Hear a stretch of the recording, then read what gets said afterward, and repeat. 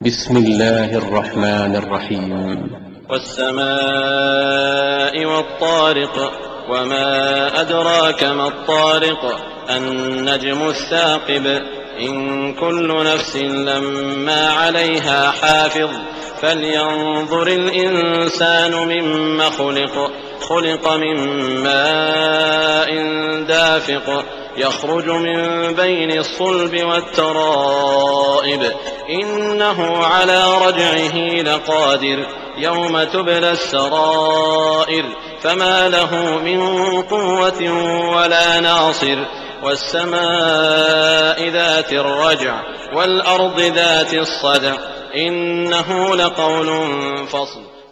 السلام عليكم ورحمة الله وبركاته.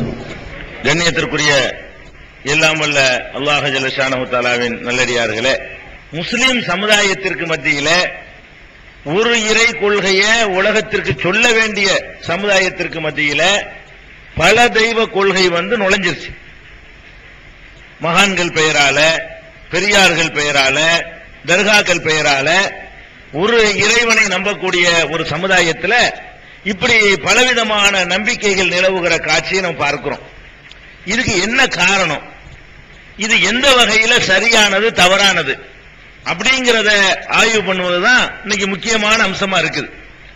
ஏன்னு கேட்டா, நான் ஆரம்பத்தில் முதல் நாள்ல சொல்லி காட்டியிருக்கிறேன், அல்லாஹ் எந்த பாவத்தை வேண்டுமானாலும் மன்னிப்பான், இணை வைக்கிறத மன்னிக்கவே மாட்டான்.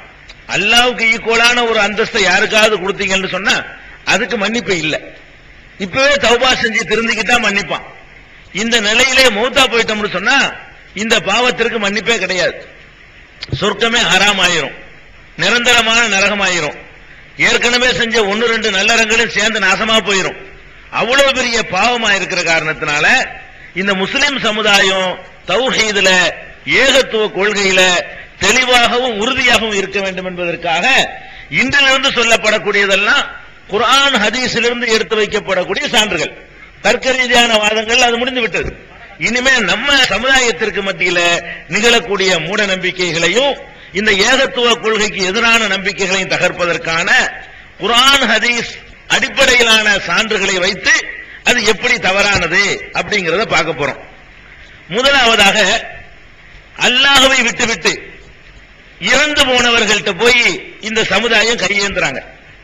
ஒளியாவே, நீங்க தான் எங்களுக்கு குழந்தை தரணும், நீங்க தான் வறுமையை போக்கணும், நீங்க தான் மழை இறக்கணும், நீங்க தான் செல்வத்தை தரணும். இது மாதிரியான கோரிக்கைகளை எல்லாம் இறந்து போனவர்கள்ட்ட கொண்டு போய் முன்வைக்கிறாங்க. சில பேரு உயிரோட உள்ளவர்கள்ட்டையும் கூட ஷேக்குங்கிற பேர்ல தாங்கள் என்னமோ மட்டமான ஆளுக்கு மாதிரியும், அவர் ரொம்ப அல்லாஹ்வுக்கு வேண்டப்பட்ட ஆள் மாதிரியும் நினைத்து கூட பெரியார்கள்ட்ட, ஷேகுமார்கள்ட்ட போய் தங்களுடைய கோரிக்கைகளை எல்லாம் கேட்கக்கூடிய காட்சியையும் பார்க்கிறோம்.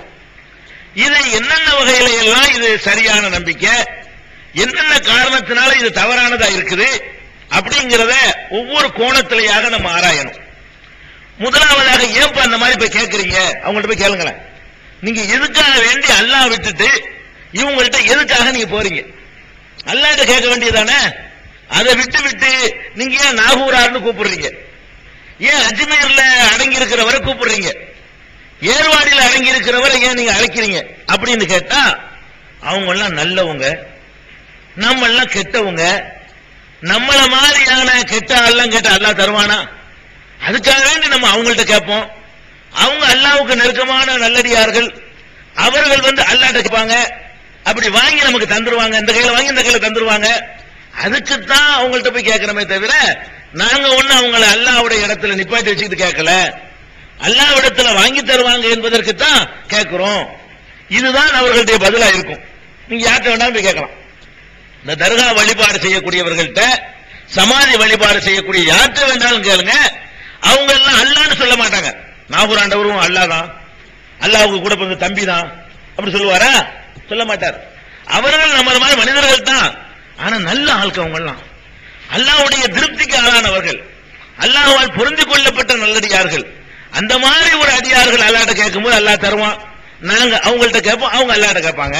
இதான் விஷயம் அப்படின்னு சொல்லி அவர்கள் சொல்லக்கூடிய காட்சியை நீங்க பாப்பீங்க. முதல்ல இங்க அடிப்படையில இருந்தே நம்ம வரணும். முதலாவது விஷயம் என்ன தெரியுமா? ஒரு மனிதரை குறித்து இன்னொரு மனிதர் இவர் நல்லடியார் அப்படின்னு சொல்வதற்கு மார்க்கத்தில் அனுமதி இருக்கா? இதான் முக்கியமா அலச வேண்டியது. நல்லடியாரா இருந்தா அவர் கேட்பாரா? அவருக்கு சக்தி இருக்குதா? அவர் கேட்டா எல்லாம் கொடுப்பானா? அதுகளையும் நம்ம பேசுவோம், அது பின்னாடி பேசுவோம். இன்றைக்கு என்ன பேசணும்னு கேட்டா, நீங்க ஒரு ஆளை நல்லடியாருங்கிறீங்க. இந்த நல்லடியார் என்று தீர்மானிக்கிற அதிகாரத்தை அல்லாஹ் யாருக்காச்சும் தந்திருக்கிறானா? குர்ஆன்ல இருந்து அலசி பார்க்கும் பொழுது, ஹதீஸ்ல இருந்து அலசி பார்க்கும் பொழுது, இவர் மகானு, இவர் அல்லாஹ்வுக்கு வேண்டியவர் அப்படின்னு சொல்வதற்கான அதிகாரத்தை அல்லாஹ் தந்திருக்கிறானா? இல்ல. இல்லன்னு நான் எதை வச்சு சொல்றேன்? அல்லாஹ் திருமறை குர்ஆன்ல அல்லாஹ்வுடைய நேசர்கள் யார் என்று அழகா குறிப்பிடுறான். அல்லாஹ் அறிந்து கொள்ளுங்கள், இன்ன அவுலியா அல்லாஹி, அல்லாஹ்வுடைய நேசர்கள் என்போர் லா ஹவுஃபுன் அலைஹிம் வலாஹும் யஹ்சனூன், அவர்களுக்கு அச்சமும் இல்லை, அவர்கள் கவலைப்படவும் மாட்டார்கள். என்னுடைய நேசர்கள் என்று சொல்லக்கூடியவங்க, அல்லாஹ் சொல்றான், என்னுடைய நேசர்கள் என்று சொல்லக்கூடியவர்கள், என்னுடைய பொருத்தத்திற்கு ஆளானவர்கள் எப்படி இருப்பார்கள் என்று கேட்டால், லா ஹவுஃபுன் அலைஹிம், அவர்களுக்கு எந்த பயமும் இல்லை, வலாஹும் யஹ்சனூன், அவர்கள் கவலைப்படவும் மாட்டார்கள். இந்த பாதியத்தான் உங்களுக்கு சொல்லுவாங்க எல்லாரும். இன்னொன்னு இருக்கு இந்த ஆயத்து, அடுத்த ஆயத்தில் இருக்கு விவரம் அப்படின்னு சொல்லிட்டு, மேலும் அவர்கள் எப்படிப்பட்டவர்கள் என்று சொன்னால், அல்லதீன ஆமனு கானு யத்தகூன், அந்த என்னுடைய நேசர்கள் எப்படி இருப்பார்கள் என்று கேட்டால், ஈமான் கொண்டிருப்பார்கள், தக்குவா உடையவர்களாக இருப்பார்கள். கானு யத்தகூன், இறைவனை என்னை பற்றி அச்சமுடைய மக்களாக அவர்கள் இருப்பார்கள். இது எங்க இருக்குது? சூரத்துல் அன்பால். அன்பால் என்ற அத்தியாயத்தில் 34, 35 வசனங்கள். அன்பால் அத்தியாயத்தை குர்ஆனை புரட்டுங்க, அன்பால்ங்கிற அத்தியாயத்தை எடுங்க, 34, 35 வசனங்களை பாருங்க. அதுல இது இருக்குது. எப்படி இருக்குது? என்னுடைய நேசர்கள் யாரு என்று கேட்டால், அவர்கள் ஈமானும் கொண்டிருப்பார்கள், தக்குவா உடையவர்களாகவும் இருப்பார்கள். முடிஞ்சு போச்சா? சரி.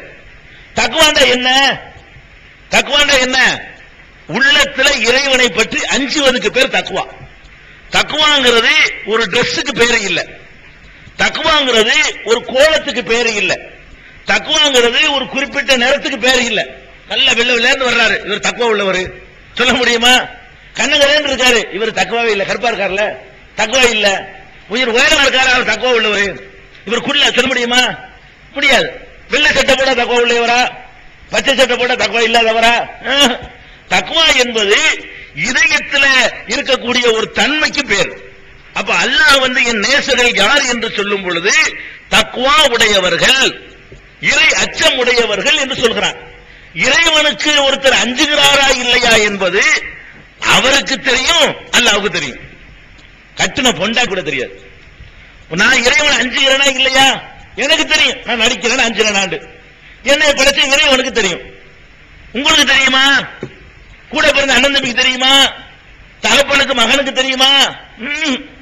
யாருக்கு அண்ணன் தம்பிக்கு தெரியாது, நண்பர்களுக்கு தெரியாது. யார வேண்டாலும் ஏமாத்திரமா நடிச்சு விடலாம்.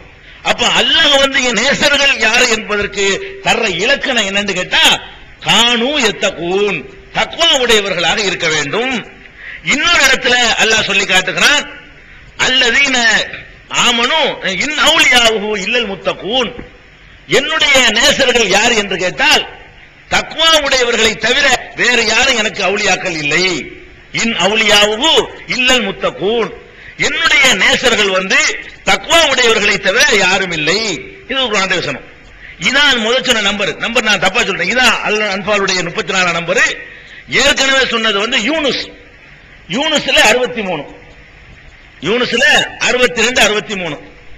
அப்ப யூனுஸ்ல 62, 63 பாருங்க, அன்பால்ல 34 பாருங்க. இந்த ரெண்டுமே உங்களுக்கு என்ன சொல்லும் கேட்டா, அல்லாஹ்வை யாரு பயப்படுகிறாரோ அவர்தான் அல்லாஹ்வுடைய நேசர். இந்த பயம் இருக்கிறா இல்லையான்னு யாருக்கு தெரியும்? பயம்ங்கிறது உள்ளம் சம்பந்தப்பட்டதுதானுங்க.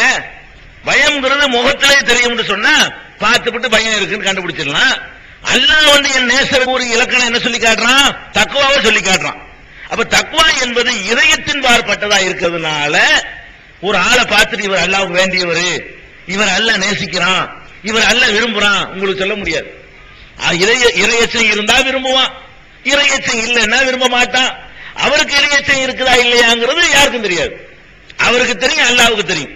இதுதான் இது இஸ்லாத்தினுடைய இறை நேசர்களுக்கு, அவுலியாக்கள் என்பவர்களுக்கு அல்லாஹ் தரக்கூடிய இலக்கணம். சரி, நபிகள் நாயகம் ஸல்லல்லாஹு அலைஹி வஸல்லம் அவர்களை நம்ம இதுக்கு ஒரு அளவுகோலா எடுத்துக்கொள்வோம். பெருமானார் ஸல்லல்லாஹு அலைஹி வஸல்லம் அவர்கள் அல்லாஹ்வுடைய தூதர். தூதர்ங்கிற முறையில நம்மளை எல்லாம் விட இவர் நல்லவர், இவர் கெட்டவர் அப்படின்னு கண்டுபிடிக்க முடியணும்ல. நம்ம கண்டுபிடிச்சு போடுறோம். நம்ம என்ன